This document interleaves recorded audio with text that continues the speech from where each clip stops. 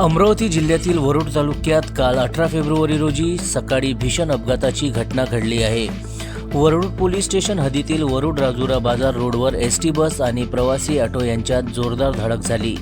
या भीषण अपघातात ऑटोमधील एका शाळकरी विद्यार्थ्यासह 4 जणांचा जागीच मृत्यू झाला आहे, तर 3 प्रवासी गंभीर जखमी झाले असून त्यांना पुढील उपचारासाठी नागपूर येथे हलवण्यात आले आहे। मिळालेल्या माहितीनुसार एसटी बस रोडवरून वर्धेकडे जात असताना मागून प्रवासी ऑटोला जोरदार धडक दिली। अपघात इतका भीषण होता की ऑटोचे 2 तुकडे झाले, तर मृतदेहांची अक्षरशः चेंदामेंदा अवस्था झाली होती। सुदैवाने एसटी बसमधील सर्व प्रवासी सुरक्षित असल्याची माहिती समोर आली आहे। घटनेनंतर वरुड पोलिसांनी एसटी बस आणि चालकाला ताब्यात घेतले असून अपघाताचा पुढील तपास सुरू आहे। अपघाताची माहिती मिळताच घटनास्थळी नागरिकांची मोठी गर्दी जमली होती।